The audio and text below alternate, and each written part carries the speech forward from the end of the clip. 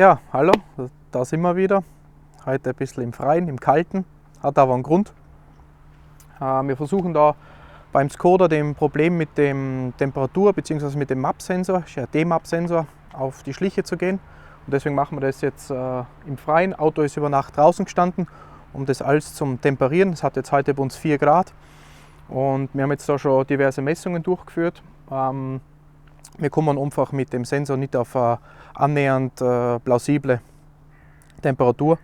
Und ja, dem Ganzen sind wir jetzt da mal ein bisschen tiefer nachgegangen. Wir haben jetzt am Kabelbaum direkt am Motorsteuergerät die Referenzspannung gemessen. Da handelt es sich ja um einen 0 bis 5 Volt Sensor. Und das heißt, am Stecker müssen immer 5 Volt anliegen. Das können wir jetzt auch noch mal kurz nachmessen. Das liegt auf Pin 1 und auf Pin 3. Kann man das nachmessen und dann sieht man auch da im Multimeter, dass da genau 5 Volt anliegen. Also das ist schon mal richtig. Somit müssen die Sensoren eigentlich funktionieren und die richtigen Werte anzeigen. Wir haben jetzt da, um das Ganze ein bisschen zum Veranschaulichen, einmal den Originalsensor, der da ab Werk verbaut ist, organisiert. Und wenn wir den anstecken, haben wir jetzt im VZS einen Temperaturwert von 30,6 Grad und 998 Hektopascal. Also das kann eigentlich gar nicht sein, weil der Luftdruck ist heute um einiges niedriger und die Temperatur stimmt sowieso nicht, das ist eh ganz klar. Und wenn man jetzt den Sensor ansteckt, der am Auto verbaut war, wie das eben zu uns gebracht worden ist oder wie das eben programmiert wurde, dann sind wir da bei knappen 29 Grad. Also das ist auch nicht die entsprechende Temperatur, was wir heute eigentlich haben. Wir werden jetzt nochmal die Kabel zum Steuergerät prüfen, schauen, ob da irgendwo Kabelbruch vorliegt oder irgendwas. Ich kann es mir aber fast nicht vorstellen, weil wie gesagt die 5 Volt liegen ja an, das passt auch soweit.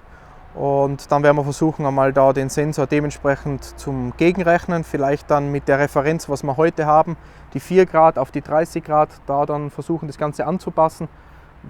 Und dann werden wir da mal weiterschauen, ob wir da dann auf einen grünen Nenner kommen. Wir werden jetzt das Auto mal nach innen stellen, weil außen ist ziemlich frisch und dann schauen wir uns das Ganze innen nochmal genau an. Ja, jetzt sind wir im Warmen. Wir haben die Messarbeiten durchgeführt, haben die Leitungen vom Ladedrucksensor zum Motorsteuergerät überprüft. Die sind alle in Ordnung. Die Pin-Belegungen für Temperatur und Ladedruck waren auch richtig verkabelt, da hat es kein Problem nicht gegeben. Nichtsdestotrotz hat einfach im Steuergerät immer der Wert von der Temperatur und vom Druck, der war einfach überhaupt nicht plausibel.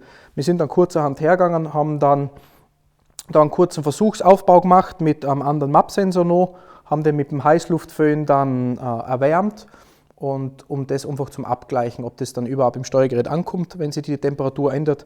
Das war dann immer noch so, dass das, was da vom Sensor zum Steuergerät gesendet wurde, nicht plausibel war. Das hat einfach in keiner Art und Weise gestimmt.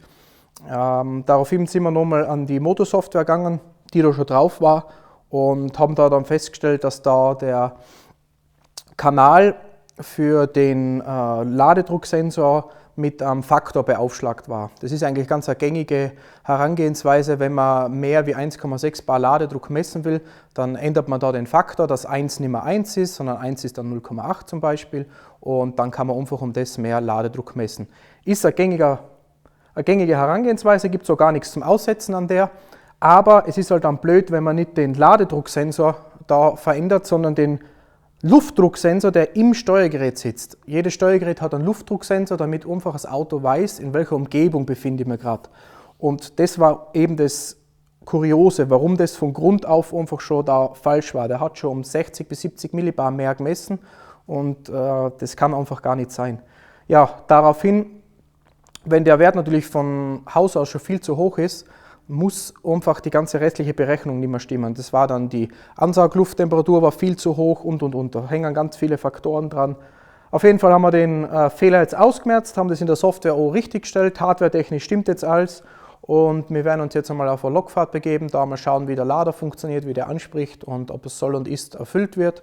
Und dann schauen wir mal, was da so bei Leistung rauskommt und dann nehmen wir ihn jetzt kurz mit und hauen uns ins Auto. Ein bisschen lächeln und so. Geht auch. Ja. Ja, wir sind jetzt da im Skoda. Mittlerweile schon der nächste Tag. Wir haben gestern dann noch fleißig weitergemacht. Ja, das eine oder andere Problem ist dann auch auftreten mit der Programmierung. Das ist eigentlich ziemlich, wie soll man sagen, komisch oder ja, das Projekt hat man einfach ein bisschen falsch angefangen. Man hätte da vielleicht sollen den 2-Liter-Motor drinnen lassen vom BLS und dass da die Struktur vom Kabelbaum, von der ganzen Regelungstechnik einfach mit übernommen werden kann. Das ist halt, ja, bei dem 1.9er, der da drin ist, hat es halt keinen Partikelfilter gegeben und solche Sachen und dass das dann halt alles sauber läuft, das ist ein bisschen schwierig. Haben sie jetzt aber so weit hingekriegt, haben das Ganze jetzt einmal auf 450 Newtonmeter begrenzt. Das ist so mehr wie ausreichend für das Auto. Es hat vorne ja keine Sperre oder irgendwas verbaut ab Werk und ja, die Reifen gehen da bei nassem Wetter ja fast bis im 4. Gang durch. Also 4. Gang hat dann schon Traktion, 3. Gang geht wirklich komplett durch. Da müsste man sicher mal was machen noch in der Richtung, dass man vielleicht eine Sperre verbaut, um die ganze Leistung da wirklich auf den Boden zu kriegen. Es sind jetzt noch ein paar Feinheiten an der Software zu machen. Ladedruckregelung und so weiter, das funktioniert jetzt alles perfekt.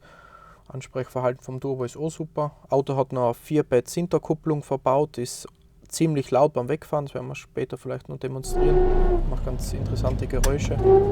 Ja, im Großen und Ganzen ist halt immer schwierig bei so Projekten, da dann hinten nach versuchen, das da zum Ausbessern, zum wieder hinkriegen. Da ist wirklich immer besser, wenn ihr sowas vorhabt, sprecht es vorher auch ab mit den Leuten, die das machen. Und ja, ich weiß, es ist immer schwierig, da die Kompetenz in solchen Gesprächen auszufinden. Und ja, da verlässt man sich dann auf den Fachmann, der dann sagt, ja, bau das so oder so um. Und dann gibt es halt genau die Probleme. Zum Schluss kriegt es dann keiner abgestimmt. Und dann müssen wir halt da in dem Fall jetzt den ganzen Blödsinn ausbessern. Ist halt schade, weil das hätte man sicher schöner und sauberer lösen können, das Ganze. Und vermutlich auch ein besseres Ergebnis noch erzielen, wenn man das halt von der Hardware gleich richtig von Anfang an zusammengebaut hätte, abgestimmt hätte, ja. Nichtsdestotrotz funktioniert jetzt super, sind wir auch zufrieden. Leistungsmessung reichen wir dann noch nach bei besserem Wetter.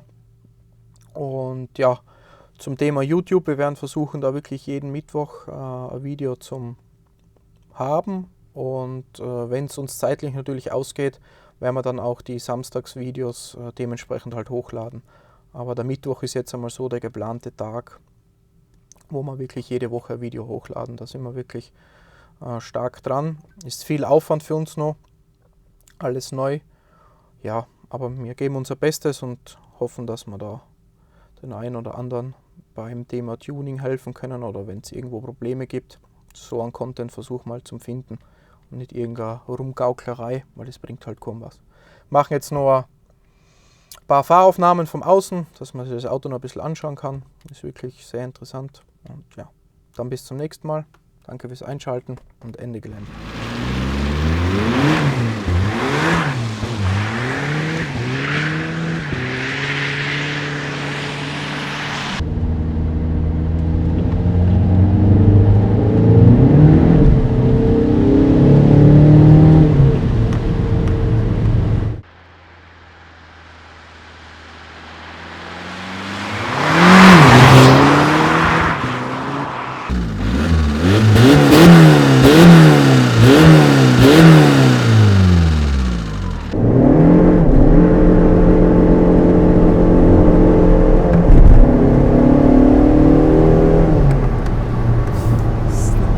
So ist GTI fahren.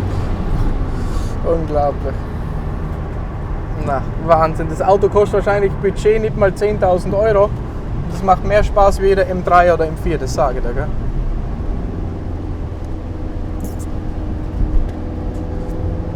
Frontler ist immer lustig.